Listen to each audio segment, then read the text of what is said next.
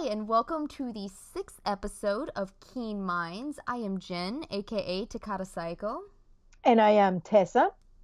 and we are going over season 4, episode 6, Thrushes. And so we're going to hop right in, go over our character development and parallels.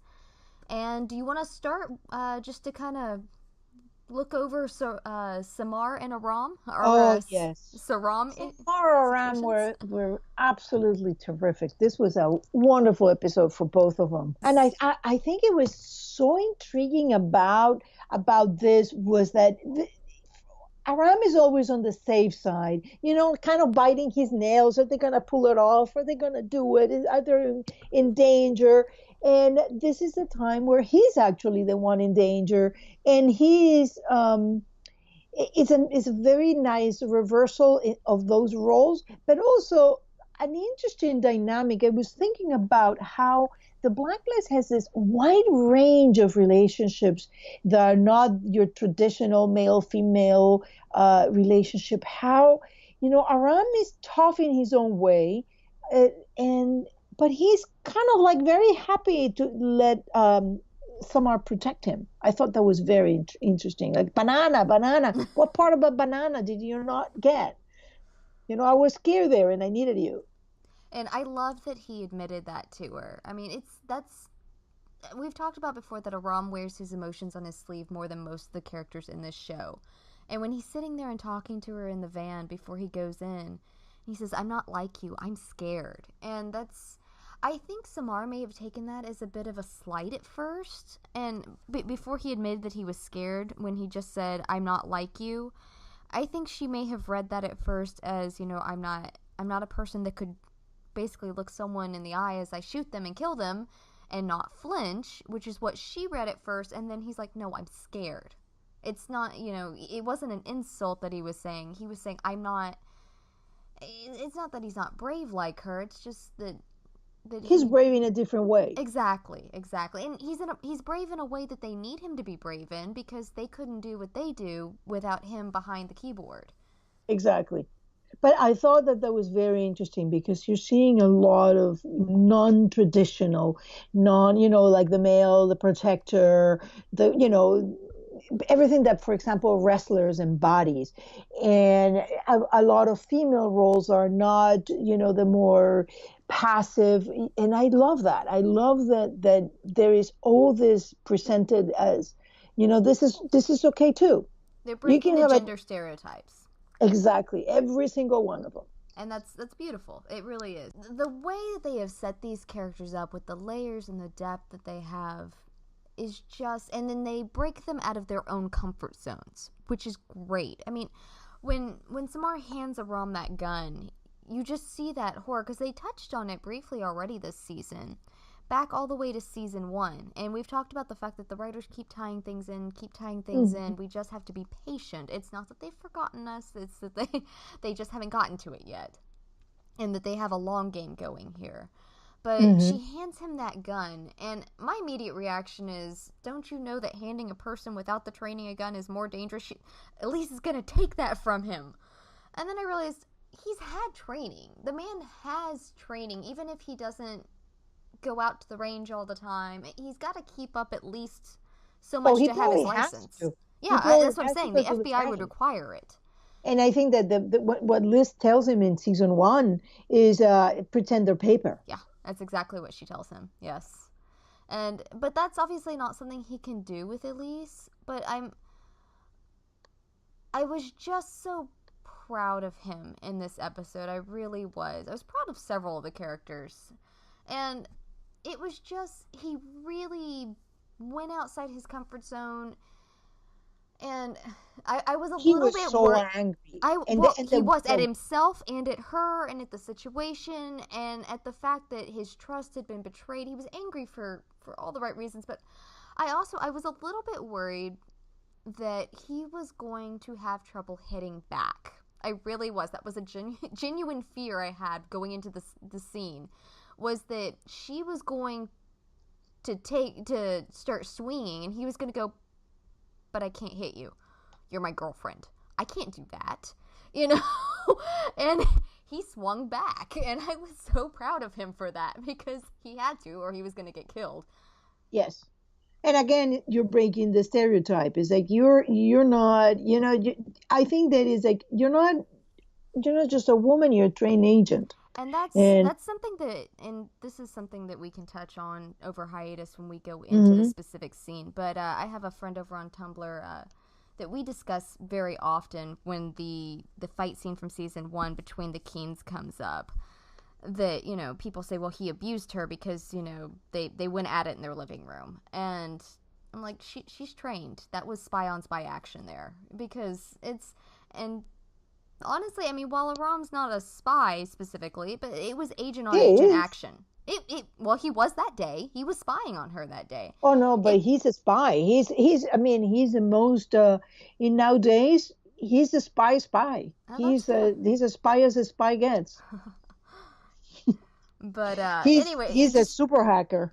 but it was just, I was glad to see that broken, because I hate this idea that because a person is a woman that they're not as much of an agent as a man would be, and you have to treat them differently in a fight.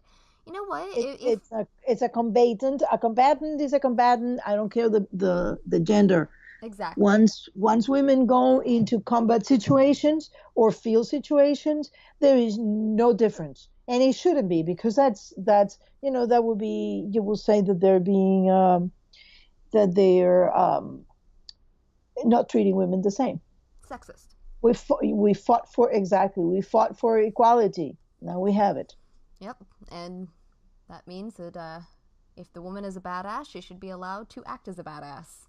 Exactly. Whether it's Elise, who is a baddie, or Liz, who is awesome, they're still going to be a badass, and the fight should be even out. So Exactly. I really was happy to see the fact that he was willing to, and I love that he grabbed his bike helmet and just wham. Well, and while we are there, that was a great scene. And quack quack bitch. Ah, what a wonderful line. I'm telling you, I have that on my short list for the best lines of the Blacklist. That brings us to the next couple of characters that we have to analyze, Liz and Cooper. Yeah, it was interesting. I thought, because we still haven't seen that conversation, and I'm wondering at this point if we're going to see it. But Liz and Coop have not had that, Liz, this is how I feel about this. Cooper, I'm sorry that I asked you to speak at my wedding and suddenly you were speaking at my fake funeral conversation. And they're, Do you think it was caught? I'm wondering at this point if it might have been, or if they just, I mean, because I know that there is so much that gets put on the cutting board because they just don't have time. So much goes into these episodes, and they have to make the hard decisions with that. I had a stealth suspicion that it just have not happened. I'm not sure that Cooper is old enough, experienced enough, and knows Red enough that he knows he doesn't need to have the conversation. He knows why she did it, and Wrestler told them why she did it. And I mean, I think that given the conversation with we see with him and Red, um, I don't know. But I just thought it was interesting that, and I don't know what the scenario is, because it could be either way, in which you've got two options here. That when Liz and Red faked their argument for the, for the bugs to catch up on it and for Kirk to hear the argument, it could be that they together, Liz and Red, did not trust Cooper or the rest of them enough to let them in on that. I Or think Cooper knew. it could be that they had no way to tell them about that this is what they were doing until Wait, they were certain of it. And I'm wait. hoping it's the latter, but it's very No, wait. interesting. Who did we see getting the invitations? We saw Wrestler, Samar, Aram. That's it. But Cooper showed up. I mean, he had to have. Yes, but he didn't have an invitation. He also didn't realize that they had set it up together, though, because when he walked into the store, or to the bunker of sorts, Mm-hmm. when Liz walked out, he goes, "You set this up together?" what about the fight you had in the post office? And she said that was staged. Oh, And so he doesn't know. So that Yeah. goes my theory. Okay. Yeah, that's what happens when you haven't done proper rewatches. You know, But when this you're episode recording the night after the episode and the episode's on at 9 and 10, you know, well, it makes it difficult. It's also enough episode, and we're gonna need lots of rewatches to get everything in there. So I think that may not need to be. I mean, or it may happen way forward in the future. Yeah, but I would be interested to know if Liz chose not to trust her team again and chose to fool them instead of going to them and letting them know this is what's going on, or if she simply didn't have the chance to tell them until they were certain that the place was bugged and they didn't want to risk it. Well, I don't think they wanted to tell anybody while they had any electronics on it. And that's fair. And that I think that that's probably the case. That it's not so much that she chose not to trust them again, but following up on the heels of what she pulled with lying to them all and faking her death and everything, I would think that would sting a little, you know, coming off of that. And it didn't seem... think? I think it was justified completely. Oh, I think it was justified, but I don't think any of them felt surprised, because once you tell them, you know, you get national security compromise here, you get these people infiltrated, we're not safe. I think that is, you know. Okay, that's fair. I didn't see any. I mean, I know that, you know, in theory it could be, but I didn't see any of it. I saw them being super concerned about it. I didn't see it. It was more in the abstract wondering. Mm-hmm. Yeah. Okay, so I mean, not a lot more happened on that end with Cooper and. So Liz and Kirk. Yeah, that scene on. Oh, she played him the whole time, and then that scene on the roof. It just... Okay, here's the question. It's the question we post to everybody on social media. So let's go ahead and you and I go over it, and then we can go over their answers at the end. Okay. So for you, do you trust Liz's judgment right now with Kirk? When it comes to Kirk, do you trust Liz's judgment? Not entirely. Not entirely. I think there is a very, very strong pull of Liz wanting to have answers and having conflicted feelings for, you know, this father of hers, and at the same time is the daughter's well-being. So she is put again in exactly the same situation as she was with Red, but while with Red, the only thing at stake was, you know, her own well-being or whatever. This is, the stakes are being raised tenfold with Agnes. So, but this is exactly what she was. She was with Red. I'm not sure if I should trust you. I don't know that her judgment is that firm because she's being tugged by so many things. I mean, I noticed that she hasn't even addressed with Kirk, you tried to kill my husband. How could I trust you when you're going to try to kill my husband? And I ask you not to kill Red, and you're still going to go and kill Red. To be fair, Red's tried to kill her husband. She's tried to kill her husband. A lot of people have tried to kill Tom. But not since they've been reconciled. And Red never tried to kill Tom.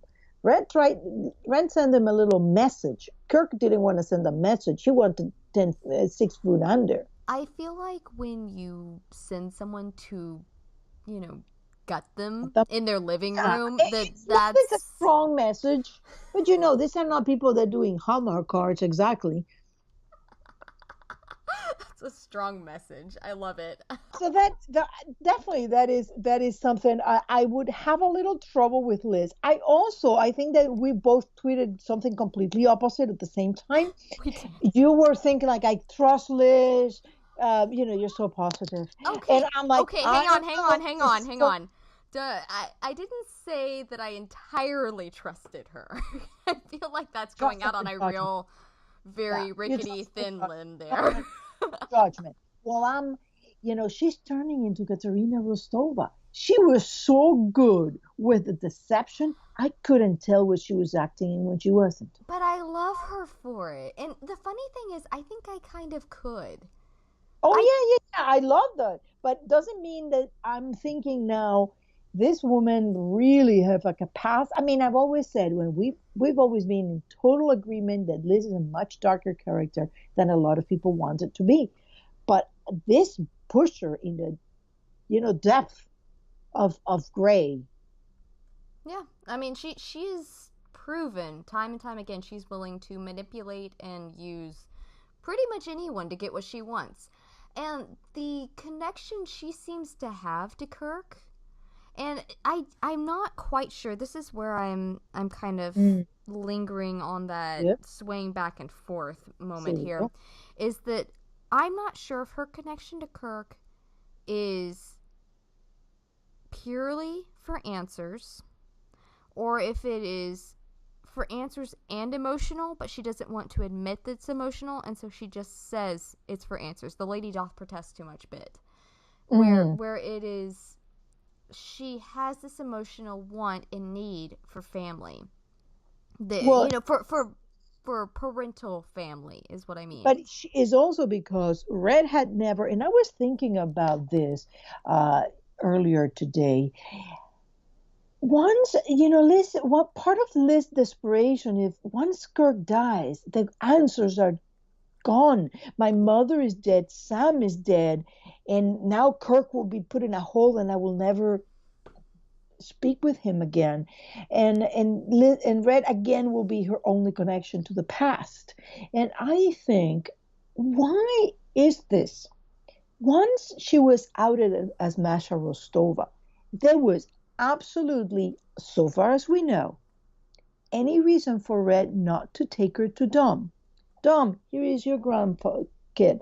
There you go. You have a grandfather, Liz. So I think that there are answers still there, and whatever Liz remembers is not total, is maybe not even correct. It may be manipulated memories. I have no idea what's going on, but there is a lot more to be said because think about it. Why hasn't he taken her to Dom? I agree. I definitely agree. And part of this, I feel like this whole section of the podcast is going to kind of blur from Liz and Kirk, Liz and Red and Kirk. So this section here. Yeah. But well, these characters are they are. They're so intertwined right now. You can't get around it. But I got into a conversation today on Twitter that basically I wanted to do a write-up. I just didn't have time with work and everything that happened today. But and I think I've done one to this degree. I just need to do it more in depth. Basically saying, here is this young woman. She has a man come into her life who's not just any man.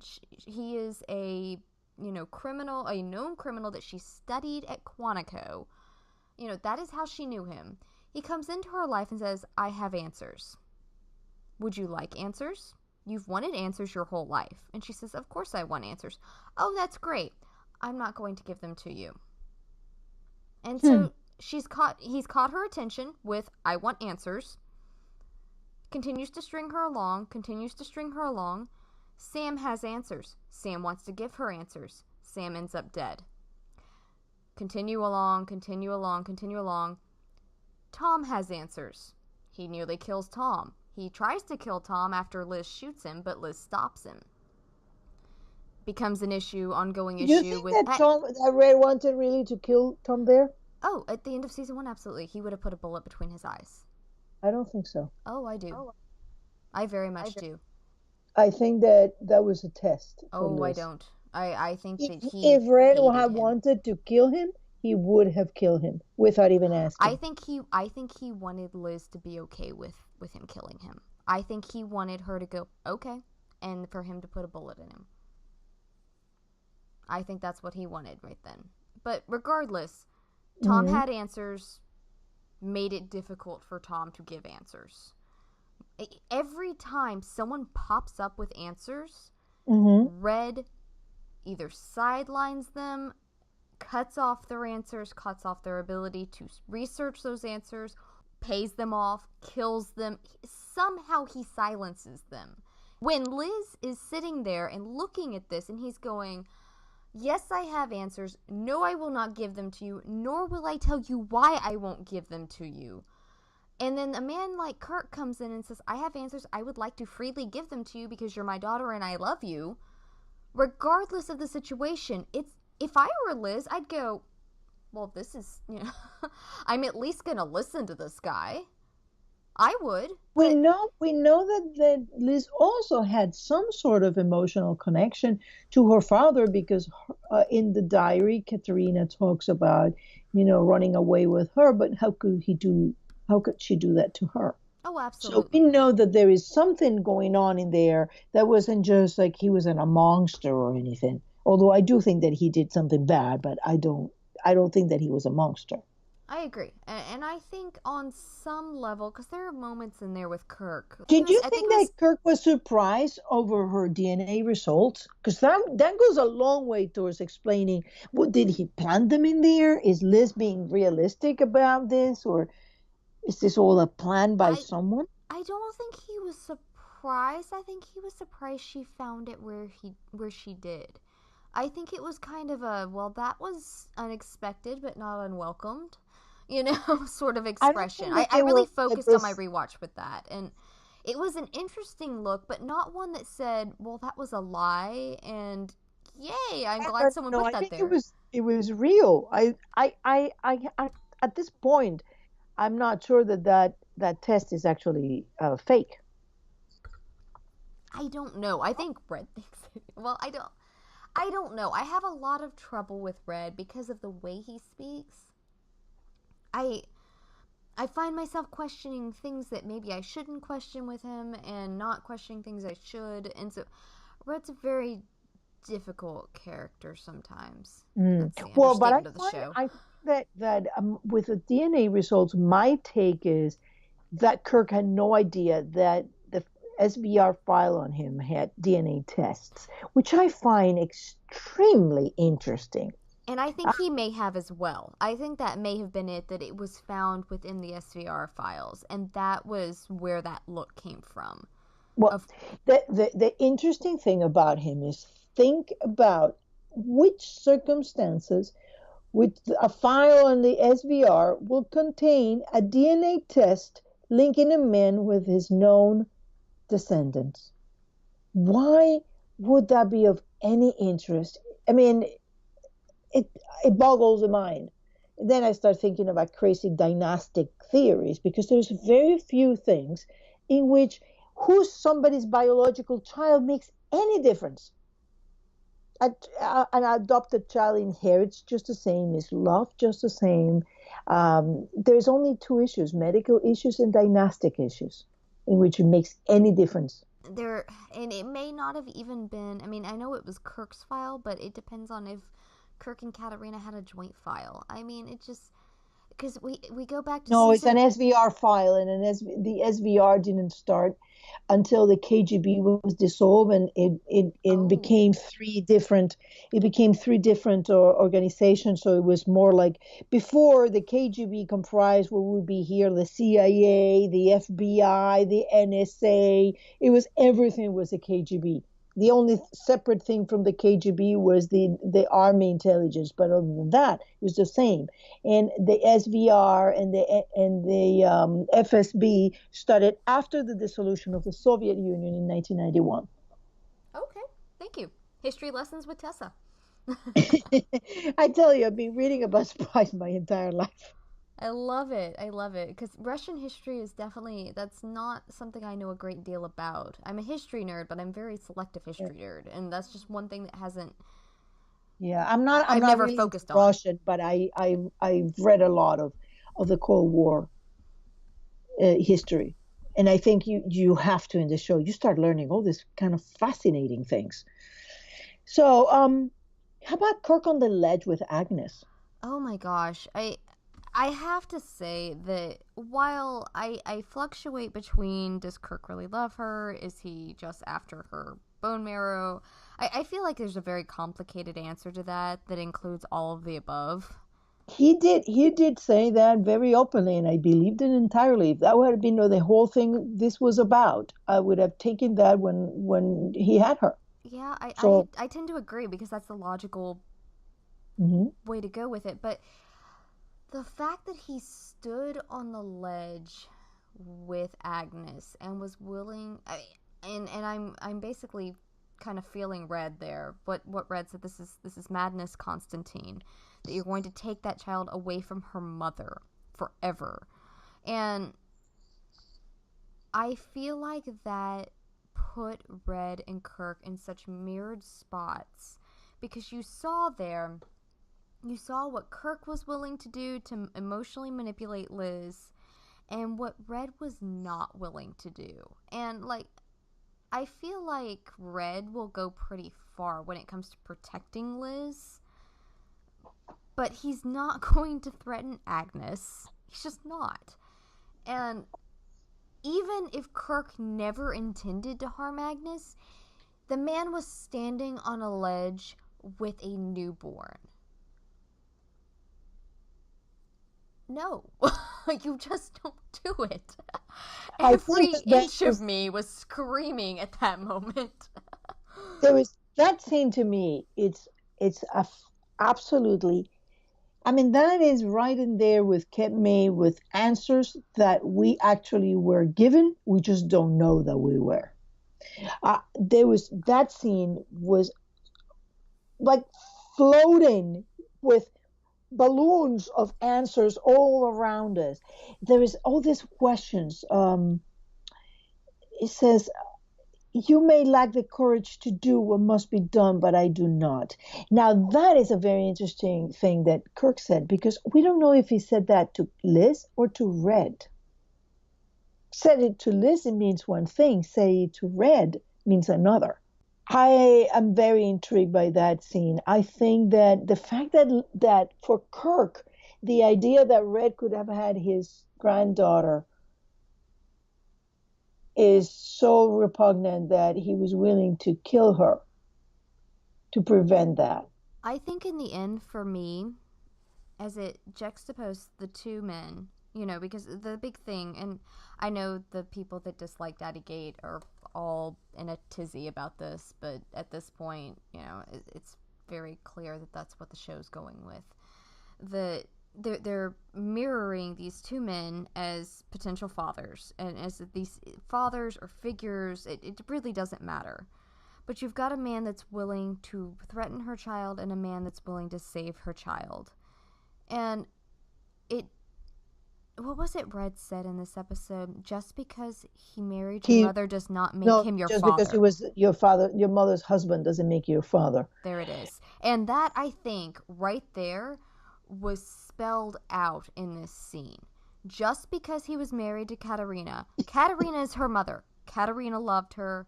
Her mother loved her. Her mother is her mother. Just because Alexander Kirk, whether he fathered her or not, just because he was married to her mother, he was willing to do this. Liz was never his to raise. All of these comments in there, and I'm just looking at it and going, what did you do to her? Exactly. That makes Red right. It didn't matter at all. Even if, I think my feel is that for Red, it doesn't even matter if he's the biological father or not. What he did, made it irrelevant. I agree. I 100% agree. There is also something in that scene between, now that we're talking, that scene between Liz, Kirk, and Red, because that is a very, very powerful moment. There is a moment where Red orders everybody to lower their guns, and he says, Constantine, this must end. And that's not a man. I know that he was trying to save Agnes first and foremost, but there was something else in that performance. That was a man who, this thing with him and Constantine have gone on for a long time. It has deep, deep roots. I don't think this even started with these two men. I think this goes far, far beyond them. I think it's greater than them. I was taken because Red almost seemed exhausted, pleading. He said that in the second half of season 3 to Liz at one point. She said, "Aren't you tired?" He said, "I'm often exhausted." And I think it goes beyond just the Cabal. It just his life has exhausted him to a great degree. You really saw that between his conversation with him and Cooper, that he just looked worn. That he has put everything into this. He's put all of his emotion. I mean, and we've talked about so many times that he's so good at separating his emotions. But he really has. He's sunk his emotions and everything he has within him into trying to protect Elizabeth. And he's just tired. Yes. But there was more than tiredness. I can't explain it, but I am not convinced 100%. Very few things I'm convinced 100% in the Blacklist that Kirk and Red are related. That also may be why that DNA test may not be conclusive. But Red and Kirk, that relationship is not just, hey, you were sleeping with my wife. Maybe I even thought that you were the father of my child. That's way beyond that. These two men have a long history together. I also saw very interesting thing in that scene, the use of the term old boy. That is a very British term used in public schools for men to refer to one another. Okay, now I have a question for you. Because I'm American and English is my first language, I don't have a first person experience with this. But I do know that a lot of times when I speak to people, especially out of Europe, who learn English as a second language, they usually learn British English versus American English. I did learn a lot of British English, yes. You have family in Europe, correct? Yes. That comes over from Europe. And so when they do that, a lot of the phrasings tend to be British. And so when I hear Dom use nappies, when I hear Kirk use old boy, that's what I'm wondering, if it's just that or if it's something deeper. But old boy is not used in a social situation. It is a very specific term to use between the graduates of those public schools, of the very posh schools. And couple, I mean, I would tend to, in the Blacklist, when I see something happening once, I note it, I leave it there. When I see a second occurrence of more or less the same thing, I start paying attention. Because I don't believe that they do things. I mean, this is so deeply plotted. It's to me, it's crazy. But nappies and oh boy, now by two men, both linked to Katarina, are telling me something. There's a link in here with Great Britain. Which would make sense. I'm thinking that both, I mean, Red speaks Russian, not just fluently.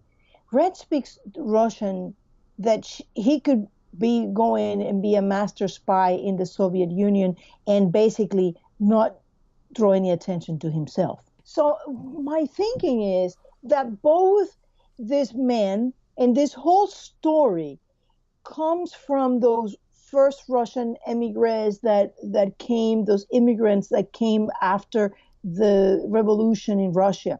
There were two waves. One came in 1917 as the revolution ended, and the second one around 1933 when they opened the borders for a let and let all the people who were monarchic and who were pro-monarchy and not anti-communist and intellectuals and artists go out, like, get out of here. And I'm wondering if there is something going on in these two men have a history that goes far back, like maybe they're related, maybe they're from the same family, maybe they're cousins or half brothers. Because I know that somebody asked them, are they brothers? And they said, no brothers. But, this is a Blacklist, writers. So not brothers doesn't mean not half brothers. There you go. You have to Red speak to understand the Blacklist writers. Yeah, exactly. So I thought that was a very interesting point in there.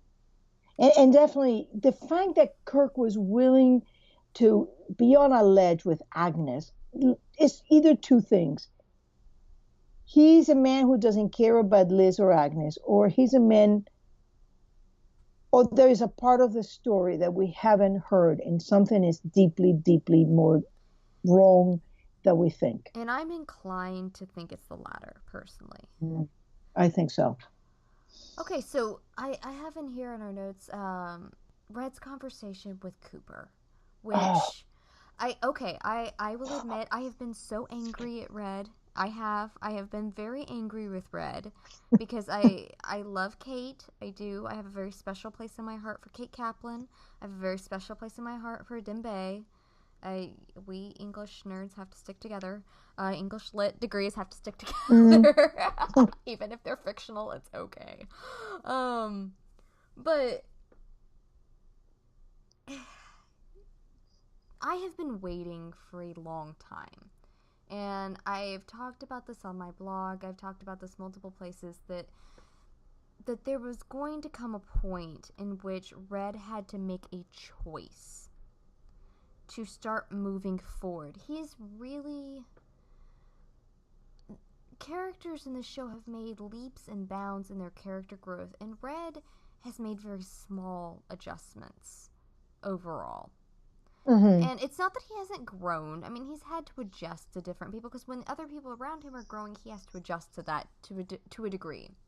But there has been a very steadiness about him in a way that, for me, as a person that thrives off character development, it's one of the most frustrating features of Red for me. It drives me absolutely mad. Do you really think that? What? That there has been very little, like, baby steps with Red? I feel like you're about to prove me wrong, and I'm going to feel like an No, idiot. no, I'm not. I discuss a lot of things and may be right, but character development usually just like you give me like 3 rounds. No. I'm not. I'm just surprised because you know that I have a little weakness for Red, and I think that whenever I analyze the Blacklist, I always tend to think from Red is acting from a place of from a number of facts of which we have a very tiny number of them, and then I can't really judge that. But yes, I guess that if you will have, yes, I would tend to agree that he has grown the least. Yet, I point one thing to you. One of my few ones are, do you remember in The Kings of the Road when he is taken, and there is Red, he's a master criminal, he has survived for 30 years on the run, survived numerous assassination attempts, he's always 10 steps ahead of everyone, and he's taken by a band of hillbillies, taking, with nothing more than a gun. And he does that because for the first time in probably 25 years, he's relaxed, he's happy, and he's enjoying his telling conversations. And even though Liz's life is in danger and all that, he's having family time. And he's so happy, and he's so out of his redness. Oh my gosh, you just made a parallel that broke my brain a little bit. Because that's what I've always assumed happened was Zamani in the pilot. Because I've had, early on, I had so many issues with the fact that Zamani would be able to overpower Tom, who has shown himself to be a complete and total badass as time has gone on. And so the only way I've been able to reconcile that in my mind has been to make the assumption that Tom was just so comfortable in his life with Liz that he basically just let it slide, and then this guy came in, took him by surprise, and that was it. He was comfortable, he was happy, he was complacent.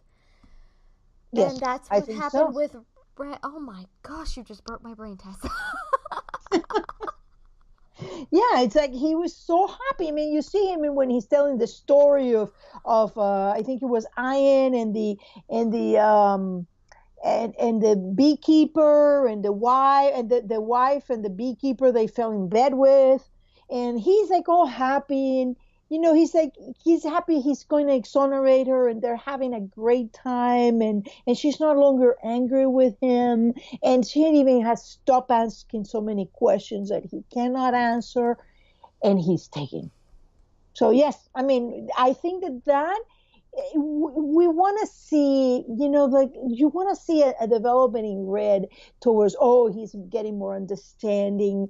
You want to make an arc for Red, that Red overcoming what you think are Red shortcomings. My point of view is, we know such a tiny little portion of Red's stories, why he's doing what he's doing, and he's not saying what we think he should be saying, that we tend to jump to the conclusion that he hasn't had any character development because he's not going in the direction we think he should go. I feel like I was trying to give him a compliment, and now I feel like I've done his character no justice in this way. I don't think I feel about 10 inches small right now. No, that was not my thing. I think that there is a tendency to want to make him grow in the same, let's say, in the same direction that we take, like Tom. Tom learned from his mistakes with Liz, and he got there, and he started being honest, and he started showing, because that is his arc. He's going in that direction. But we tend to know a lot about Tom. We know. I mean, remember what Spader said. The thing that attracted him the most about Red Reddington was that you spend an hour with him, and you even know less at the end of the hour than you knew at the beginning. No, I think you just hit the nail on the head on why, a large portion on why, and also why I was hesitant to say it as well. Because I am aware that I come at the Blacklist. Tom Keen is my favorite. I make no qualms about that. He is my favorite. He's the one that I understand the deepest. I have spent the most time in his head. I enjoy him. I don't always agree with what he does, but I do understand most every step he takes. I could tell you why he took it. And Red is not that character for me, as much as I love him. And I do love Red. But because of that, I do come from things in a very Tom Keen fashion. And I think you just hit the nail on the head on the character development for me, on why I feel like he's lagged on that. And that's fascinating. You've just caused me to readjust my view on Red, and I appreciate that. I'm not sure it's such a good thing, though. Well, what I was trying to say, the compliment I was trying to give Red at the beginning of all of this, I feel like the conversation between Red and Cooper. Yes, I feel like I have been waiting for Red to realize. The way that Red reacts to Liz a lot of times, to me, feels like a father that is not quite come to grips with the reality his daughter is an adult. And I don't think you're wrong there. It's bothered me for a long time. But because of that, I've wanted to see Red make that step and go. And for Red, he's missed a lot of her life. He was at a distance. And so it makes sense that that's his reaction to her. That, that this is someone I care deeply for, that I look at as a child. And so because he missed all of those years of her growth and probably saw it in photos that Sam sent and stories and that sort, it's kind of like Liz watching Agnes on the quote-unquote baby monitor. It's very disconnected. And yes. And because of that, it's hard for him to equate her with an adult. That's a good parallel. With an adult that can make her own decisions on things. And so he's been trying to make decisions for her. And that conversation with Cooper where he's sitting there, he goes, all I see is resentment in her eyes, and I'm smothering her.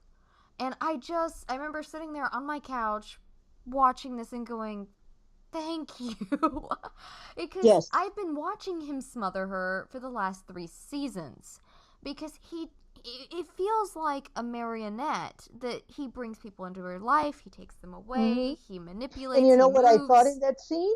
I thought about what Kate said. When you get her back, you have to let her go. Exactly. And I think with Kate haunting him like she is, even though she's not dead, I think that her last words are probably haunting him as well. And I am just so proud of him right now. As angry as I've been, I was joking with a friend today. I said, you know you love a character when you will look for anything to bring that love back when you're angry at them.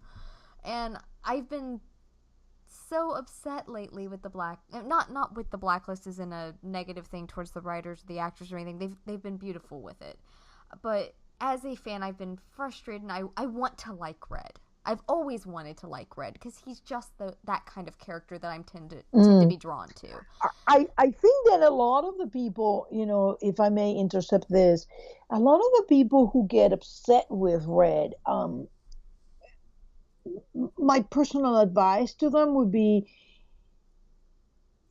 we tend to think of Red in Red's world as what Red presents us. So that, he loves Liz. Yes, he does. That's not the only person he loves. He said that he has vulnerabilities. And Liz says me. Red tells her, among others. Liz never listens to this because she has this narcissistic thing that is typical of children who have gone through a lot of trauma in their early life. But to me, I always remember that Red has reasons to behave the way he's doing it. And I have a feeling that those reasons have to do with those other vulnerabilities. A lot of people dismiss Carla and Jennifer as, well, we haven't seen them. They're not important. No, that doesn't mean anything in the Blacklist. We may have seen a lot of things that we just were presented. They were there. You saw them, right? Okay, now we're just going to take them away. That does not mean they're unimportant. Season 1, some men in some funny masks ended up getting Red a set of plates that he used in season 3. Yeah. Just because it's not mentioned doesn't mean it won't come back around. Exactly. And I think that that's exactly the same thing. They gave us, in season 2, to me, the most momentous thing about season 2 is we've been thinking for the entire season 1, Red is looking at Ballerina Girl. Red is looking at home movies of Bubble Girl. Red is remembering Bubble Girl in the house that he blows to forget all these awful things that happened there. And we're thinking, oh my God, Red's family is all dead. So maybe he transferred all that emotion onto Liz. And then we find out that no, Red's wife is very much alive. And so is Jennifer, who, of course, Carla is not going to say your daughter. He's going to say my daughter. Because that leaves us with the question, is she Red's daughter? Or is Carla just being a smartass? And pushing, you weren't here, so she's not your daughter. Yeah. So I think that people tend to forget that when they look at Red, and I think that's fundamental to look at Red and Liz, that Liz is not his only love, not the only person he's caring for, not his only vulnerability. I agree. And I think that if you look into those moments, you realize there is a lot more to this man, and there is something. Why doesn't he taking her to Dom? Why doesn't he give them answers? At this point, she's already been known to be Masha Rostova. What is left? So there is something left. And we just don't know what it is. And personally, when I'm looking at situations like the last several episodes when I've been so frustrated with him, that's what gives me hope that the writers have a plan. They have a direction they're going. And I just don't know it yet. And so that's what gives me hope that's why I was not, as soon as he shot Kaplan, going, I will never forgive Red.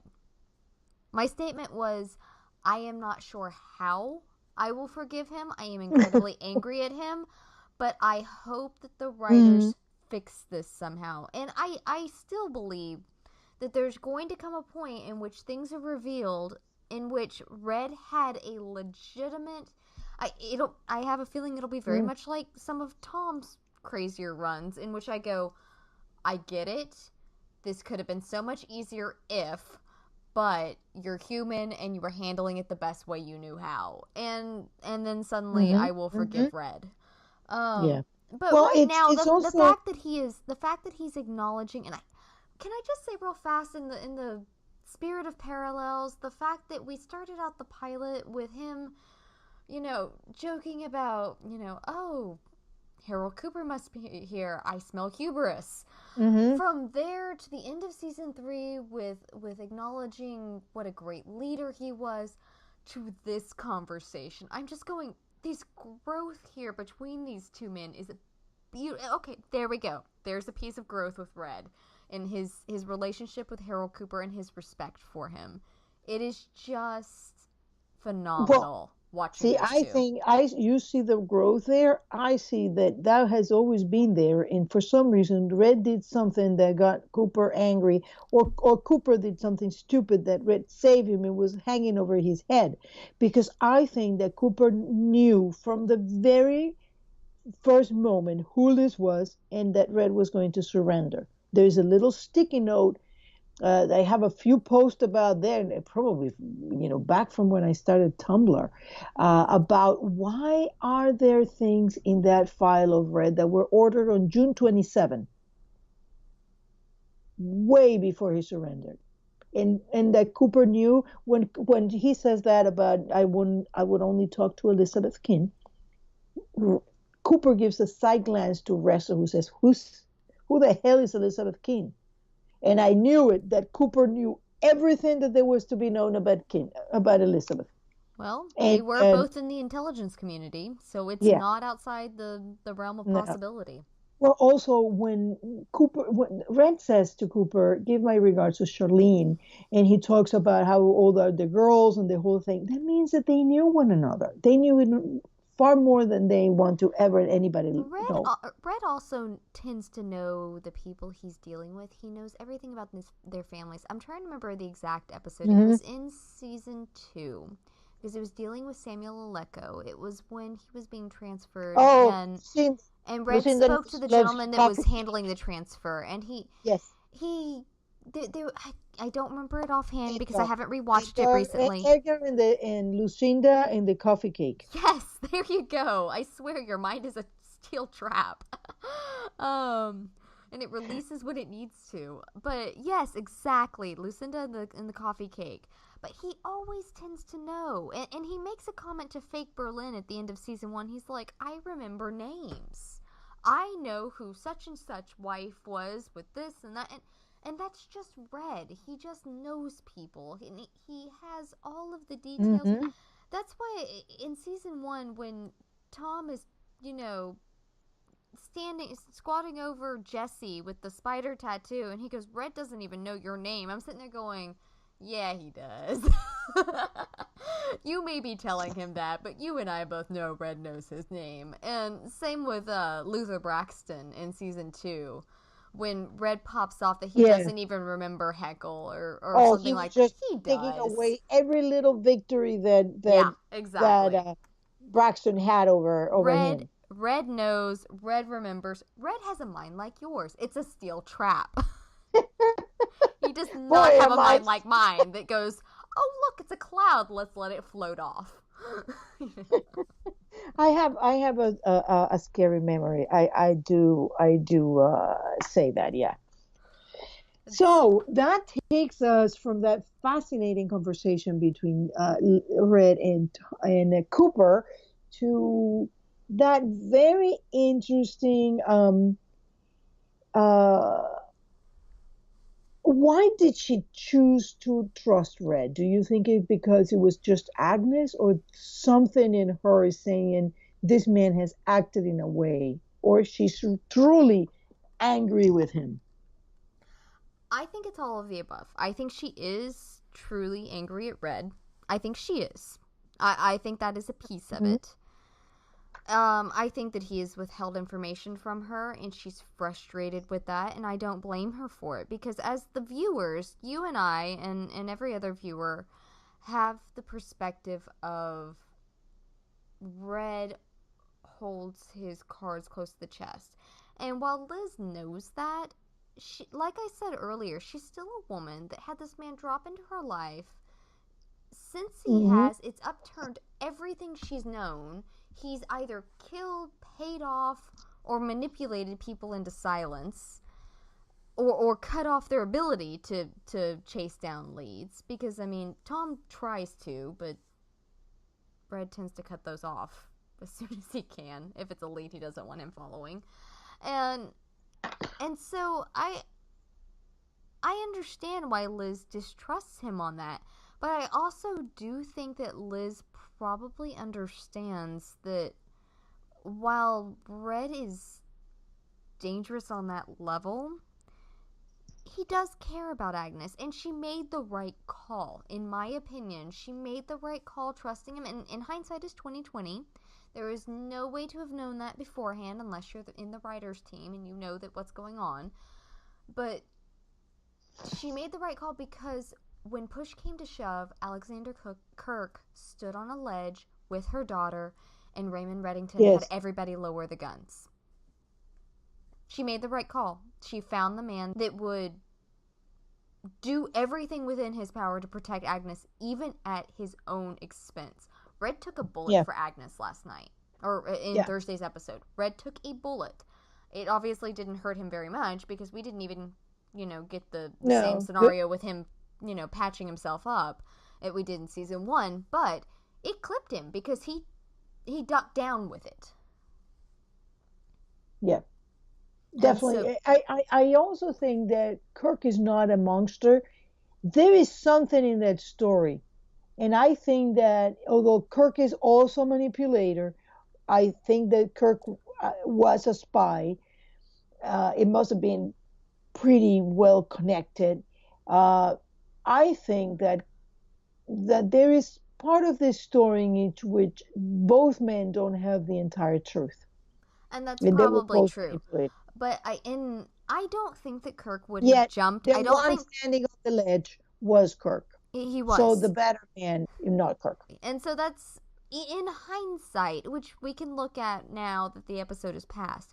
In hindsight, she made the right call trusting him, and I don't know if that was a gut feeling there or the entire episode, and I think we'll get into this a little further when we get down to Tom and Liz, but the entire episode she was bouncing stuff off Tom. She did not make a move without having somebody that she trusted to bounce her ideas off of, which kudos to Liz, because usually she just the joke on Tumblr is Liz don't do the thing. Liz is going to do the thing no matter if everybody, everybody and their dog tells her not to. She's going to do the thing. Mm-hmm. And she at least I think is a trait that she'd had since she was a child. Oh, I agree. Liz, you're going to do what you're going to do, and nobody's going to stop you. And the things that you got to discover for yourself. Finally, she's taking a moment and she's going, I don't know what the right decision is. Let me seek advice from somebody I care about, that cares about me, that cares about my daughter, and that knows. Well, it's also the partnering. She's gone because Liz tends to do whatever Liz wants to do, and this is the first time that I have actually seen Liz saying, "Wait a minute, Tom, what do you think?" Acknowledging Tom's right to help her with that decision. It's a huge step for her. It is. Like I said, character development is my bread and butter, and I love what the writers and what Megan have done with Liz, because I listened to an interview on Blacklist Exposed over the hiatus towards the end of the hiatus. Tremendous interview. If any listeners have not listened to it, do. Absolutely. Go to their site, listen to the Megan interview. It is beautiful. I listened to it on a road trip a few weeks ago, and it was just amazing. And but she talked about that she got that now that she's cemented into into her role there as Liz, that she's got a lot of leeway in what happens with Liz. And so, as much as I give the writers credit, I want to give Megan credit because she's done beautiful things with Elizabeth Keene. And I will admit, I have been frustrated with Liz over the 3 seasons prior at various points. But every once in a while, someone does a little bit of a reality check on me, and I have to kind of bring myself around to remember this woman has been through a lot. Yeah, I've always been a very strong supporter of Megan Boone and her job on Liz. I think that people I think that what we will find at the end, and this is a prediction, so it's a crazy theory, is that Liz had been keeping secrets of her own, and from us, from the audience, from Red. I'm not sure about with Tom now, but certainly from us. Well, So I'm not concerned with I think that she's done a phenomenal job with it. I've always thought she had. Oh no, I agree. I think Megan has always done well with Liz. It's the It's a Liz character. yeah, Right. exactly. And as I step back, I realize that was a me issue and not a Liz issue, if that makes sense. And I think a lot of Mhm. times that happens in fandom because you get so deep into it and you have to remind yourself to take a step back, look at the whole picture, not just the characters you love individually, but look at the whole picture, look what they're going through. Just like you said earlier with Red when you were talking about everything, it's kind of, and that's one reason I love the idea of crossing ship lines, crossing, because you get such a different perspective on every character, and it really helps you bring a more rounded view to the show on whole. I feel like it gives a deeper view to the show on whole when you talk to people on all sides of the fandom, shippers and non-shippers and theorists and everything in between. And how about Red and Tom? Oh, I was so excited for that because it felt like such a huge step, and I feel like anytime those two don't pull a gun on each other is a huge step. And It I was civility. it was, and it really felt like Dom and Red. I had a lot of Hmm. Dom and Red vibes there of you are my begrudged son-in-law that I really don't like. My daughter is too good for you, but I'm going to put up with you because she loves you. Sort of attitude. And it was just good night, Elizabeth, Tom. And it was, a season ago, he wouldn't have even acknowledged Tom was in the room. No. And he really didn't when he walked in. He went straight to Agnes. He talked with Liz. Tom took a step back. He let Liz talk to Red about it, which is also, I would also like to acknowledge, that's big on Tom's part, not to pop off at Red and be sarcastic, and because one of his traits that he has to try to handle him, to hide behind his walls, is his sarcasm, in which when he Hmm. feels like he's being threatened by someone, he gets really snarky. When he feels like someone might have an upper hand on him, he gets very snarky. And that's one reason he reacts the way he does to Red, I believe. And he's really curbed that recently. We've seen it a lot in season 4 so far, in which Red, even when Red pops off, Tom kind of gets this look like, I'm about to respond to you, but I'm going to bite my tongue and just let it pass. That he's actually, and it's becoming an adult. I mean, at 31 years old, Tom is finally becoming an adult. We're so proud of him. Well, yeah, that you and I, although we both love Tom, we come from very different perspective at Tom. It will be fascinating when we get to the hiatus and we start really picking apart the earlier, more controversial scenes, because I think we're going to find that between your view and my view, there is a lot of things to merge into one view of the character. I think it's going to be fascinating. I think that Tom certainly has grown, but I also think that Tom was looking at things from a different perspective, and sometimes the things he did make sense from that perspective. Oh, I I think agree. that I think he's finally come to the conclusion that Red is not a direct threat to Liz, and I think a lot of the stuff that, back in season 1 and 2, his animosity towards Red was because he genuinely worried that Red was a physical and direct threat to Liz because he didn't know any better. did And you notice something else in there? Now that I just look at that and you just said that, not only that he's not a direct threat to Liz, I think that Tom acknowledges that he is actually a help for Agnes. oh, well, I mean, of course he did because he acknowledged that in season 3 when he allowed this man near his daughter. Tom is not And the there is, Tom is not the yeah, type to let anybody that would even possibly have a threat towards Agnes anywhere near her. No, he would have to be 110% convinced that Red had no ill will towards Agnes to let him anywhere near her. Otherwise, he would have fought tooth and nail.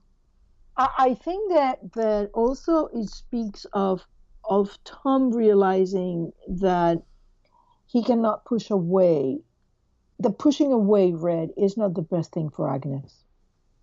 Yeah. And I There think is it goes no back talk to... this time about, oh, you can't see her, we're going to move away, you can't see her. There is nothing. We're just going to find a place of our own. Yeah. There is no threads. There is no, you cannot be, you cannot see her. It's we're going to be adults with our child, and we are going to be a family. There was no saying exactly what you just said. There was no saying you can't come to our place and see the kid. You can't come to our place and have dinner with us. That's gonna be such a lovely scene the first time that the Keens are in their new place, and Oh, Red yeah. just shows up for dinner, and Tom's going, well, I guess we're cooking for one more.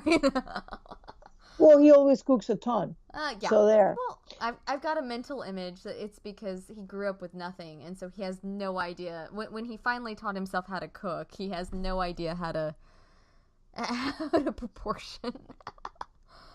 But anyway, it was absolutely lovely between the Keens. This is not a very Keen centric episode. We basically had a lot of Liz and a lot of Red, but the little touches between Tom and Liz, the checking on each other, the fact that Tom knew exactly where the safe house was, also speaks of a level of trust between Tom and Red. And I think that they have begrudgingly understood that this is the way it is. yes. By safe house, you mean the bunker that they were in? Yeah, the bunker. Yeah, Yeah, he and knows that the he was he allowed comes to, in, and that he yeah, was he comes allowed to the in. bunker because he couldn't bring the burner, because if he bring the burner, he was basically telling them where they were. So he brings it in a piece of paper that he wrote it. Mm.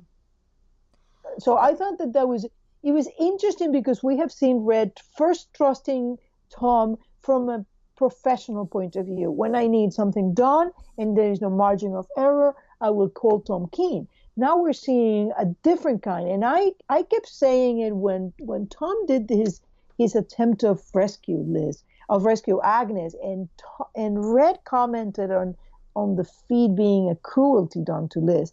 I remember saying in the podcast that I thought that actually Red agreed with Tom, and I'm seeing that again. It's like this Tom Red's relationship with Tom is like, okay, you did what I would have done.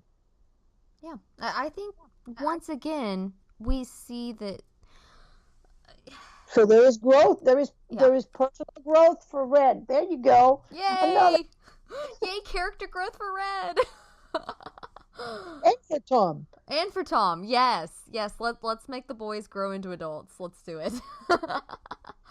I tell you, my crazy theories about it, and I think that we're going to see a lot more of things going on in there. Should we go into parallels? Real fast, actually. Yeah. You had mentioned the small gestures and the touches between the Keens, and as the resident shipper of this podcast, I need to steal a couple minutes. Because sorry. Happy.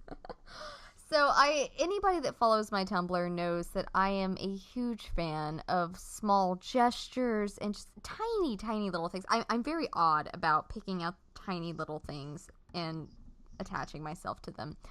And one of the things is the hand holding that I love between the Keens. But something that I saw in this episode, Tom comes into the bunker, for lack of a better phrase. That's apparently what I've decided it's called, is a bunker. That's. But he comes in with the note about Kirk, and he and Liz are talking outside the chain link fence. And while she's talking to him, she has a hold of his jacket, the lapels of his jacket, and she's holding on and moving, and she's talking with her hands, but she has this grip on him. And in season 1, it was Anslo Garrick when she first got back, and I think she does this at other points, but that's the one that always sticks out in my head. She grabs his chin like that and talks, like, it's just these little gestures, these little touches that she is, whenever they are on the same page, obviously there was a large chunk of time in there that they were not on the same page, that they were not okay. But whenever they are together and they are more or less okay, she seeks these physical touches to reassure herself. And I feel like while Tom was not, while he didn't get a lot of screen time in this episode, he was exactly where he needed to be. This man is her husband. He is her emotional support when she needs it. He's her physical support. And that moment, those little touches that we saw there, there's been a lot of talk recently about how they're going to handle redemption. And this is Friday the 28th that we're recording this. And an article came out interviewing Ryan. It was, I can't recall the interview source, but it's been floating around the Tumblr and Twitter and I'm sure everywhere else. It was an interview with Ryan talking about redemption and everything, in which he basically said the Keens are fine, that they're moving into redemption, and that he doesn't foresee a breakup between them, that there's no reason for it. And I've been saying for a while now. It is from Hollywood.com. Is that where it's from? No, that's a magazine, the full cast and credits. It is from Moviephone.com. That's it. That's the one. But he, one of the last questions, I don't have it in front of me, but it was, he talked about it, that they were okay, that they were moving forward, that the Keens are moving forward. And while as a viewer, I have been seeing all the signs, I also acknowledge that I am a shipper, and therefore my viewpoint is, no matter how unbiased I try to be in my viewpoint, it's always going to be biased by the fact that I am a shipper. Mm-hmm. And I acknowledge that, and hopefully that helps even it out a little bit. But they have continuously, again and again and again, and maybe I'm a shipper for it because I've been reading it right. That's what that's every shipper's hope, is that they ship it because they're reading the clues correctly. And I just think it's canon. See, I'm not a shipper. It is canon. I even I don't even understand the shipping thing, because to me it's canon. If they give it to me, it's fine. I'll take it. Basically, and you've questioned me before on, is it shipping if it's canon? And I say yes, it still is, because even if they were to break up in the time that they were not together, I still shipped them. I still wanted them back together. That's where I wanted it to go. And so that's still shipping. I had no doubt in my mind from the moment that I saw them that they were going to be together. Well, then you may subconsciously be a shipper then, and you may just not admit it. Oh, no, I saw the clues. I know exactly. No, I mean, they were there. Every time that she said, but I couldn't handle this, I feel like I'm drowning. And I noticed that there is all this water imagery going around, and Tom doesn't swim, and he was gone missing then in a beach. I know where they're going. Well, the thing is, I think I come from this because I have other shows and movies and books and such that I ship non-canon characters. And so I understand that every shipper will come at it from a hope, at least, unless you were just well aware that you're shipping a non-canon ship and you're cool with that. But most shippers come from it from an idea that we at least hope that what we're reading is correct. Every Keenler shipper out there hopes that they have seen clues that say Keenler is in-game. Every Lissington shipper hopes that they have seen clues that says Lissington is in-game. As a Keen Squared shipper, I believe and I hope that everything I have seen, all the parallels that you just mentioned, all the thing, and my big thing right now, and the reason that I wanted to touch on the small motions, the small touches, is that it's been a continual build towards, as we're looking at redemption, as redemption is 2 episodes away at this point, they have had multiple places that it would have made sense to break them if they were going to break them.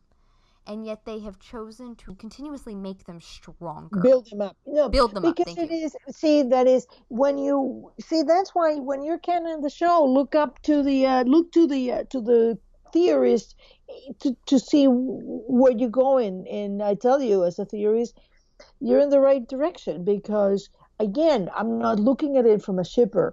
I mean, if they had at one point given me that and it made perfect sense, oh no, she's with wrestler, or there was something else, or Aram, or whatever, or Red was not her father or father figure, I would have taken whatever, because I'm not looking at that from a romantic perspective.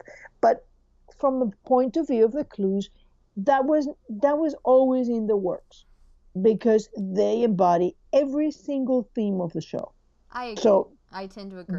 they were there, I'm also a shipper. and not only that, who's the first character who has a shield and who flashes a shield?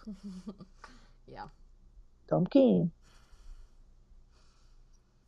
There's symbology there. The Blacklist is so thick with symbology that every time that I've done a rewatch, I go back and I find symbols. Just recently with the Kaplan and the Liz looking in the mirror in that house in the summer palace, that I started thinking they gotta be something with mirrors. I'm seeing too many here. So I started looking, and sure enough, I'm sure that when I do a next rewatch, there's going to be tons of them. Remember, Elise looked into a mirror in this last episode. That's something that was very interesting. I didn't think about your mirror idea, but I did notice it was a very... because the Blacklist has some very odd camera angles, and when I was rewatching today, I thought maybe it was just to get... because, I mean, the human brain has a very short attention span for the most part for most people today, and so that's one of the reasons I believe that they from what I understand, it's one of the reasons they shift camera angles so much. If you look back, what was it, maybe the 70s, they started shifting the angles so much, but before that you see a lot of more just straight on shots, you know, in camera angles and such. I'm sure someone with a background in film and media and such would have a lot better way of explaining this than my bumbling motions here. But regardless, and I thought when I saw the shift to the mirror, I thought maybe that was just a shift of the camera angle. But now that you mention that, it may have something to do with the fact that she was not who she seems. No. And again, what was Aram wearing when he gets to the post office? Plaid shirt. Yay! All right, so moving into the parallels, after I've had my lovely, thank you for indulging my shipping moment, Tessa. I appreciate you, I do. Oh, come on, I love them. As I'm over here gushing over it, and I've been doing it all day. It's like, I swear, with Tom Keen fans, you give us a whole episode of Tom Keen, we're like, yeah, look at these cool moments. You give us 5 minutes of a full episode with only 5 minutes of Tom, we're like, look at these amazing moments. You don't even understand. Look at the depth of them. Look at those little tiny touches. And we will analyze every minuscule motion, and we're absurd. We've had 2.5 seasons to learn how to do this, folks. We're used to it. We're a very patient crowd over here. The parallels, going into parallels, I gotta say, I will probably get back to this episode in about a week when I have watched it like 5 times, because I have to, any episode written by Mr. Enough, I gotta I gotta watch one time to get what is going on. That was the first watch. The second time, to really start getting into, wow, there is things in here that I need to watch. That's just I need to pay attention to this, and this, watch. Then I watch again to make sure that I get all the dialogue, because there's very precise. And then I start looking at the symbols, and I'm like a week away from looking at symbols here. So the themes and all that, somebody was saying that there was a piano, like a piano. I haven't even looked at a piano. All I did was look at the acting in there. But there is parallels still to be had. Liz and Katarina. Yeah, and we touched on that briefly earlier. She's That her, becoming Katerina. yeah, and I agree. And I think everything from the pilot forward has geared her up for that. And personally, and I don't know if this is a prediction or a hope. I think it's some sort of odd combination thereof. I think 4B will show us Katarina. I think Katarina's coming in. And I think once Kirk is done, once Kirk is handled, I think, and this kind of sets in as well with our second parallel I have mentioned there, so kind of combine these two within this. But I think that as Liz is paralleled very obviously with Katarina, which is search of her mother, Mm-hmm. obviously, getting to know her mother, I think that especially if 4B and Redemption run parallel to each other versus being a bridging Stack. sort of thing. Yeah. I think we'll see Katarina and 4B while Tom is getting to know Scotty. I think we will see Liz and her mother and Tom and his mother. Well, yeah, that could be. It could be. I think that might be season 5.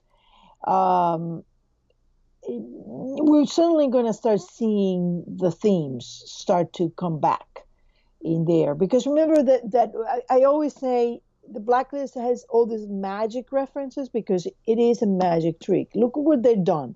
Season 1, Fred family is dead. Oh my God, they're dead, and they're talking about my father. The hat comes off. There is a rabbit that, nope, Fred's family is alive. And no, look, we're going to talk about your mother now. And is again father, mother. And so every time that they put your attention in the father, is a mother that comes up, and every time they look at the father, is a mother that comes up.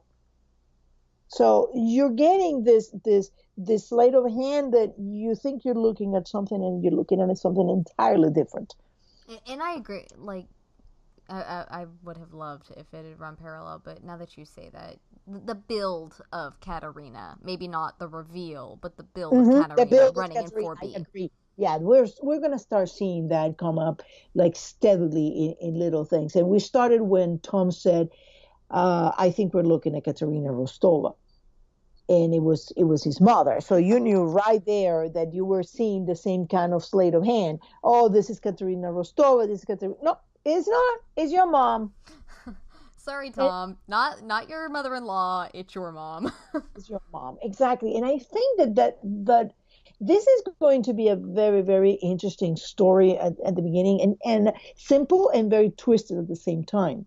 But I was so thoroughly taken because I could not tell when Liz was being truthful or not. I couldn't tell anything. See, I really could. The only one that got me in this last episode was I was not aware that I was not expecting Red to show up, which was like I wasn't expecting her to have told Red and for him to show up. I knew he was showing up because of the previews, but to trust him. The comment I made to the roomie was, I hope she has backup. Please tell me Tom's around the corner there. Like, please tell me she didn't go alone. And then Red came around the corner. I went, or Red's fine too. Yeah, I thought that was very interesting that Tom did not insist on being there or whatever. Tom let that play, and that showed too. And that I think that from a writing perspective, it would have been too many strong personalities on the board right there. Honestly, if Tom had been there, he would have freaked out when Kirk stepped on upon that ledge with his daughter. But it showed an incredible, from the perspective of the characters. It shown that Tom is trusting both Liz and Red. Yes.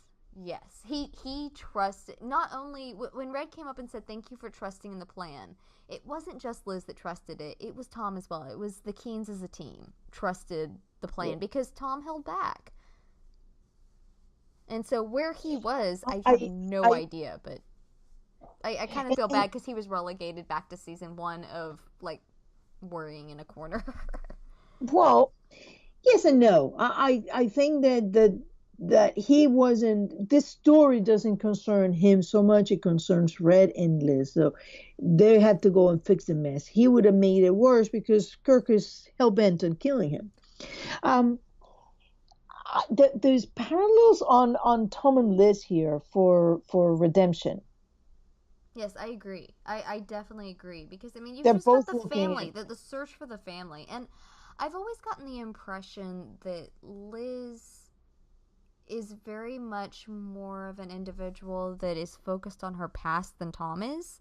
Because I think I mentioned last week that Tom seems yes, to me as one of those people that he'll take a bad situation and replace it with something better. Which it kind of makes me wonder with this this going to the beach thing, that because he obviously doesn't remember being taken as Christopher Hargrave, and so that's something that not whether that we by have known, but that doesn't mean that he doesn't remember anything. well, I mean he doesn't remember his mother. He doesn't recognize it. So, I mean, you get the impression he doesn't remember anything. And so I wonder if he may have clips of memories from all of that, but he was on a beach when he was taken. He was a small child. He was abducted. He wants to go back to a beach. And so he wants to go back to a beach and make better memories. I really think Tom is one of those people that just, and that's, I'm not calling that a healthy direction of what to do with your life, but I think that's what he does, is that he, instead of facing bad situations head on, he prefers to replace those with better memories. You know, his wife held him So it's a hostage. survival. Yeah, and I think that's what he's had to do to survive. But his wife holds him on a boat for 4 months, hostage, after shooting him, and what does he do? He goes and buys a boat, and guess where he makes his reconciliation with his wife? On a boat. You know, he's abducted as a small child from a beach. What does he do? He wants to run away with his wife and his child to a beach. And I don't think he ever makes a conscious connection with this in his mind, but I think it's a very subconscious connection. I would love for Liz to get a hold of that and go, do you know you're doing this? You know? One interesting thing, now we're talking about Liz and Katarina and the searchers. Have you noticed what, I don't know if anybody noticed. I made a post about it, but I'm not sure that a lot of people saw it or paid any attention to it. There was when Red was talking to Kirk, there is a lone poster which is not real, so you know it's a prop. It's a fight, a heavyweight fight. Kate Lore versus Ellie Marks. I saw that like right before we got onto the chat for the podcast. Yes, Yeah, then I made a saw that. separate post, but I had another post that I made before, like when that episode aired, and I said, "Boy, that is weird," because whenever now I look at all the props, and if it doesn't look real, I just go and I Google, and there is no Kate Lord, and then Kate Lord is the alias that Elise was using. But look at also Elise and Kate. What is Elise and Kate? Elise, also known as Kate, is mixing up. Elise is a variation of Elizabeth, and Kate is a variation of Katarina. So you got a spy name with the names of the protagonist and her mother, both being spies. I thought it was very interesting to me. That's a kind of little thing that my brain. Oh, I know. And I joke that my head starts spinning sometimes with some of your theories, not because they're, too far out there, but because I'm going, how did you get there? I see it now that you've explained it to me, but nobody explained it to you. Well, Is it when Liz memories were, when people were talking about Liz fantasies, and she says, "I'm never going to let go." Immediately I knew what that was about. And I'm like, why is nobody catching up to this? And it took me until, you said, "Oh, that's so like," oh, you mean that nobody has that not everybody like went there and like, oh, that's what that's about. That's great. And it's my brain works in bizarre ways. Like I catch up to these things that are crazy, and I just, oh, there you go. I remember that phrase. Yes, but how many times have I come back and gone, okay, you called it on, insert theory here. Yeah. with Yeah, something well, that we some thought was of them. crazy months before. Oh, yeah, and I also gone a ginormous amount of them that have gone right back in the trash, and some of them managed to go in the trash and back out of the trash. Okay, I don't think I've ever had any do that. Okay, Uh, I think we've pretty much wrapped up the parallels between Liz Elise and and Tom Katarina. were not, Yeah, let's but do that. Let's do yes, Elise and Tom because okay. I that's something that is a very obvious situation in which you have Tom and Liz. When they first got together, they had this huge lie between them in which Tom is a covert operative and dating her under false pretenses. And then you have that's season 1. Then you have season 4 with, which is really funny, by the way. I just kind of want to insert this in here that there was on Tumblr. There's the Blacklist Confessions, which there's always interesting things being said over there. If you don't follow that blog, I suggest you do, but also develop a thick skin because you will be offended at some point, no matter what you believe. Regardless, that there was a comment on there ages ago, that said basically along the lines that it was supposed to be a slight towards Tom, that, you know, if someone had done this to a Rom, the entire fandom would be at her throat, versus, you know, the fact that that Tom had lied to Liz. Anyway, so I think it's interesting that we have a Rom with a spy who was undercover, who was dating him to get intel. And so you have these two scenarios, and you have Tom, who did it, who started dating Liz because he fell for her. He decided he was attracted to her, drawn to her, fell in love with her. There's no telling exactly when he fell in love. I'm sure if you asked him, he wouldn't be able to tell you, because when can you really pinpoint when you fall in love with somebody? It's rather difficult. And he had followed her for 2 years. Exactly. And so, I mean, when was that point where he, is it when he actually fell in love with her? Is it when he admitted to himself he fell in love with her? That you have Tom, who, regardless of the situation, has an affection for Liz, at the very least at the beginning. And Elise, who is in there to get intel. You do not get the impression that Elise has any sort of fondness for Rom at all. None. She's mean, just there to gather information. She hasn't been there with him for less than a month, if a month at all, because it's been all that time between Liz's fake death and here. So we know that this is probably less than a month. Yeah. So there can't be any affection. You cannot compare a month with 2 years. And the fact that Elise's job was to get close to Aram, to get that information, that rubber ducky into his computers, and then probably call him and get the whole system infected. Exactly. And while Tom's job was to keep Liz safe from a distance, and he went against Red, in fact, you know, basically setting himself like a bullet between the eyes for even getting close to Liz. Exactly. And so I think, and I do, like, I've seen it online that there, you know, people are making a parallel there, and I do see it, and I think it's fascinating. I think it would be very interesting if they get a chance for a Rom and Liz to talk, or a Rom and Tom to talk, or, you know, something to be brought up in that fashion. I don't know if they'll have time. I mean, that's a pretty small thing. I think that there is but I do think that it's interesting whether it was an intended parallel or not. I'm not sure. Oh yes, because they're using the same phrases, so they're using phrases to create a parallel. But I also tell people that in the Blacklist there are the straight parallels, but generally it's like there were street fairs and carnivals used to have funny houses. They had mirrors, and you walk in there and you saw and you thought that you were going in one direction, and then you just came face to face to a mirror and you realize you've gone on in a completely different direction, and you were trying to find an object that the object now is behind you, and you're completely confused by the mirrors. And I think that the Blacklist used parallels in exactly the same ways. that just because you're seeing a parallel doesn't make it into a real mirror. Sometimes it's distorted, or sometimes they use a mirror to show you, oh, see, this is not exactly the same. Yeah, and I think that is very much what's happening with Elise and Tom, because you have Tom who loved Liz, who was, I'm not a bad guy here. I was never Mm-hmm. here to hurt you. And Elise was very much there to hurt him and everybody that he loves. Just He as didn't. I mean, she didn't care even to hurt him. She was there to get that job done yeah. until they got the information they needed.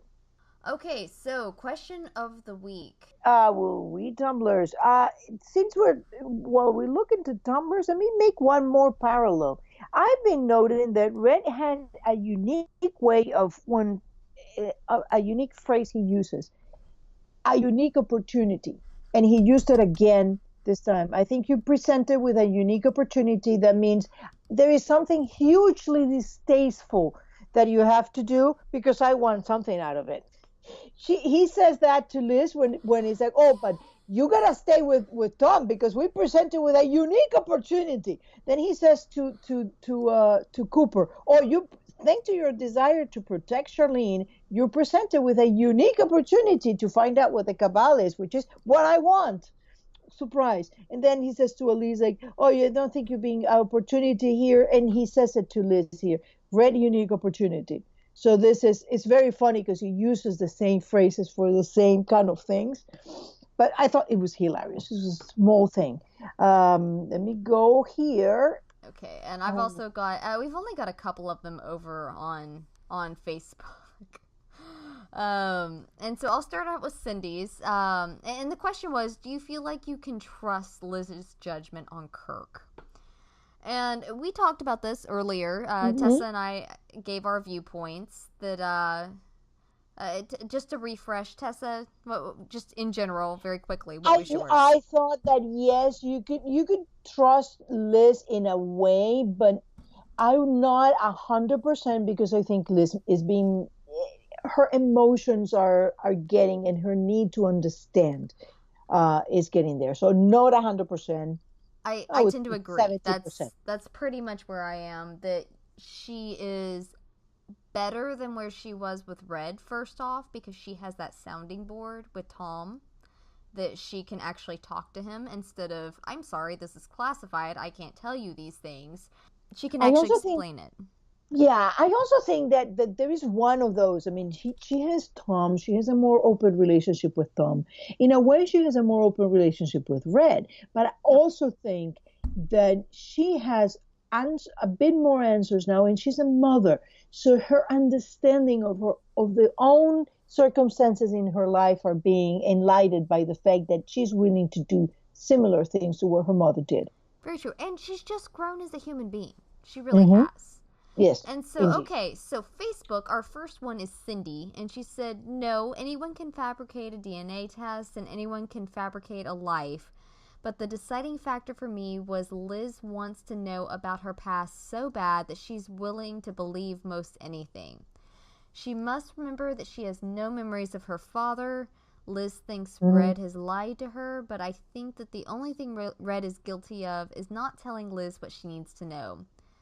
I think that is smart. Yeah, I mean, it's... Yeah, because if you think about it, all these memories that she has, Kirk is not in them.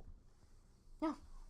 I mean, even when she's having the memories at the Summer Palace, she sees him there. He's never in any of the memories. And nowadays, she doesn't see him. She sees her mother, herself as a child and mother. Exactly. But the father is not there. For all we know, Kirk wasn't even there. He may have found out about the can and put the can right there, right next to I don't know if you remember, but when Liz goes to the FBI office and she picks up the journal and all the information that they use when they have that nice heist, both kings together, there is also a set of plans for the Summer Palace, and there is some alterations done to that house. It's right there on the desk of the guy. They don't put a lot of focus on them, but why have plans of the house? So I do think that there is something to be said about that. So I like that answer a lot. Okay, do you want to read one off Tumblr? Yes, Gold Girl 1239 said, "No, I think Liz is like the rest of us and is so desperate for answers, and she already has the guilt of thinking she killed both her parents. I think her judgment is not the best." Okay. We have, it looks like, and I apologize if I mispronounce his name because, as we found out last week, Jen is not the best person to pronounce names that she has never heard before. Mm-hmm. And Elise, I believe, is how you say the name. Mm-hmm. Yes and no. I believe Red. Anyone can fabricate a DNA test. Liz is acting out of spite, pushing Red and Kirk against each other, pissing off Red, hoping Red will snap. Now that she has Agnes safe, she will push even harder. What I don't get is, what answers does she want from Kirk? Tales of happy times and getting him caught with a lie. I don't believe Liz is trusting Kirk as much as she says. She only says she does to get Red mad. I personally disagree with that. Just that last scene doesn't jive with me on that. In which I really felt like it was more of a shift of, like we were discussing earlier, it's not that she said that you can't ever come see my daughter, you can't see me, you can't see my husband, you can't do this. You don't get the impression they're leaving DC or that she's going to cut off contact with the task force. Red is not saying that he made the comment to Cooper, he goes, if you want this relationship to continue, you're going to do this for me. In other words, they're still going to have their working relationship. And so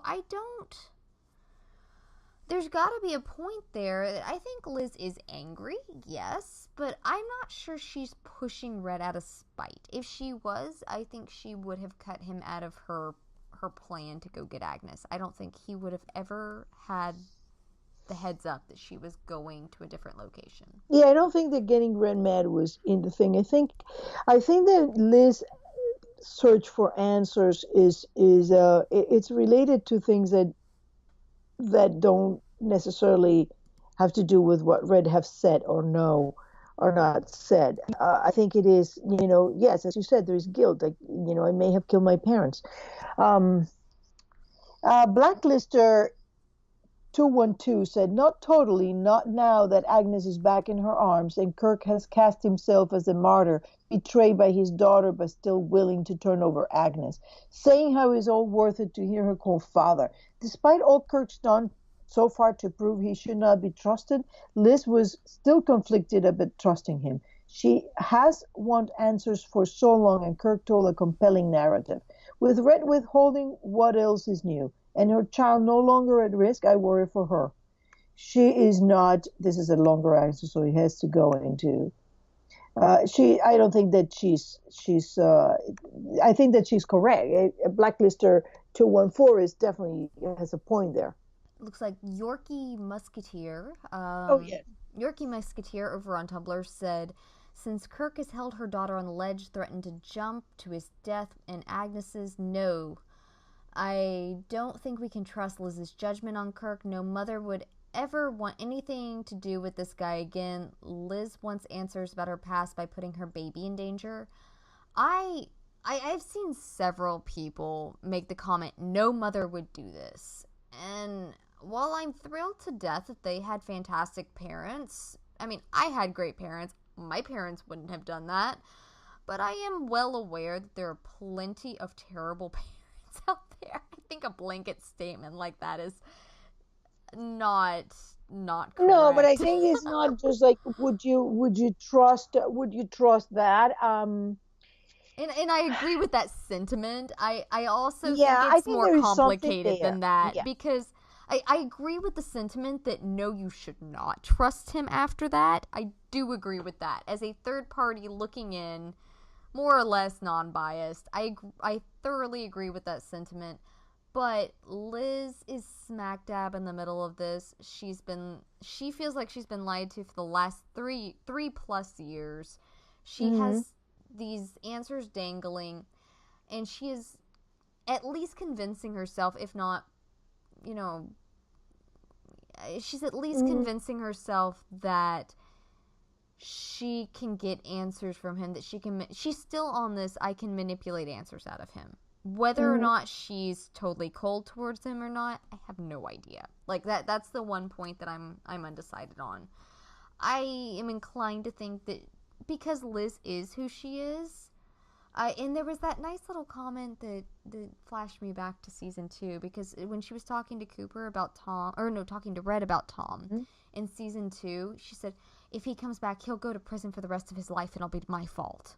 She said the exact same thing about Kirk. These people that she cares about, even if she convinces herself she doesn't care about them, and yet when she does subconsciously care about these people, she somehow heaps the things that they have done onto herself. It's her fault that he's going to prison. You know? I think that there is something there, and I think, some of the things I've gone back and forth whether Kirk is her dad or Red is her biological father. I still go back and forth in that, but I think that Red and Liz share an important thing. I think that they tend to absorb the sins of others. They're both sin eaters. Yes, I agree. We had another Tumblr from, hang on, who is this? Beautiful Ocean 73 on Tumblr. Hang on, I just lost it. There it is. Agrees with Yorkie Musketeer. Says, no, I do not trust her judgment. He put her in danger, and worse, an innocent baby. And as much as she wants answers, he does not deserve her doing this. I feel like both Yorkie Musketeer and Beautiful Oceans are coming at it from Kirk does not deserve it, which I will agree with them on that. He does not deserve her trust. I will definitely align with them on that one. But yeah,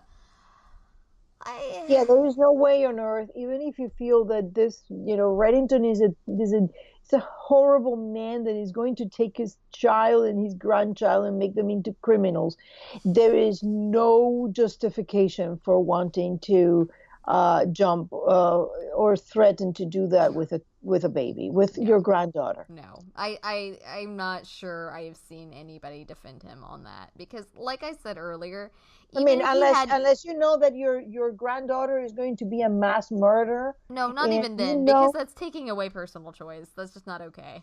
That's never but okay. Let's say that, oh my God, I know for certain that this child is going to grow to be a mass murderer, will be out there killing children and horrendous thing, and I'm going to end this now. No, he doesn't know this. So I can't find some moments or some circumstances in which this will be, maybe acceptable. This is not one of them. Yeah. Okay, there was one last one on there. Did you want to read that one? Owl's Eye 55 says, her judgment is crap. I would never trust Kirk until everything he has done. Threatening to jump off a building with your child? Yeah, you can die from your blood disorder. I ain't donating jack to you. I think she's so desperate to have a dad, she's blind to reality. She drives me nuts. I would trust Red any day over Kirk. Well, I'm not sure I would trust Red over Kirk or Kirk over Red, but I would. I would not trust Red to tell me the truth 100%. I would trust him with my child before I would trust Kirk. It's because the art that Liz hasn't mastered is the art of asking questions. If she asked the right questions, he would answer a lot of them. I don't know if that's true. I am not convinced that is true. Well, Liz does something that makes the job of not telling her the truth so much easier. She fires questions. 10, 5, 6 questions right after another. And then Red answers one of them. And she makes her own conclusions about what he did actually answer and goes off from there. So I think that in a way, what Red is doing with Liz it's both obscuring the reality and training her. Yeah, if that makes any sense. It does. And I feel like a lot of the issues I have with the way Red treats Liz, a lot of those are due to the fact that I am unaware of why he's doing it. And when it comes to pass, I may or may not shift my views on it. And I do at least look at it with the understanding that I don't have the whole Well, point of view, and Red does. look at Ergo, this. Look at this. When Liz was asking about her father and her father and her father, and Red was saying, "I'm not gonna tell you. I'm not gonna tell you. I'm not gonna tell you," and then we find out, well, Liz shot her dad. Well, now I get it. Because if I tell you, okay, I'm going to tell you what happened. When you're 4 years old, you shot your father. And then there was a fire and he died. If he didn't die from the from the gunshot. So I think that we have been proven, could Liz have managed that? I think she could have. But maybe when she finds things out for herself, if that makes any sense. yeah. Yeah, to a degree. I think a lot of it, as things come out, it's we can speculate from Mm-hmm. now until, The end forever. of, The yeah. end of time. But when things come out, it tends to make a lot more sense when we have all of the pieces in play. The writers know where we're going. James knows where it's going. I think he's one of the few actors that actually knows where the hell this this is going. I think a lot of them now know, actually, believe it or not. Really?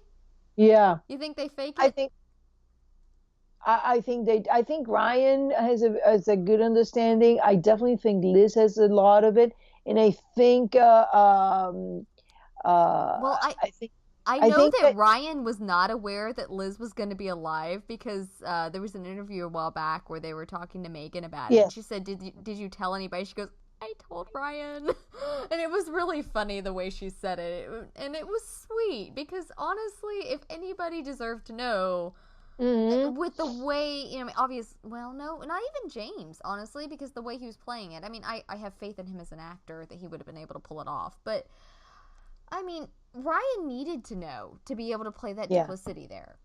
To. Um, I also think that Harry Lennox knows a lot more than Cooper does. That's possible. That's incredibly possible. All right. I've been tracking all these little movements and little things that he does. I think he does. So this wraps up our 6th episode of Keen Minds, and you can catch us on Facebook, Twitter, Tumblr. Those are the social media sites we're on. You can listen to us on YouTube, iTunes, and SoundCloud. In other words, we are everywhere. Um, please feel And be sure to free. leave us Yes, some yes. feedback if you like the show, if you like to see some things discussed, things that you think we could do better, because we're both pretty green at this. Yes, absolutely. And we're always looking for ways to make this better. So if you have those for us, let us know. And you know what? We're wrapping up the. We've got 2 more episodes to the to the fall finale, and it's exciting. And we're very excited to see where this goes. We do plan to tackle redemption when it comes on because we Hmm. love Tom on this Keen Minds podcast here. Do love Tom. Fascinating character that they've developed for us. And so we will see you next week. Have a good week, and until Thursday. Or until. And have a good Blacklist Thursday. Yes.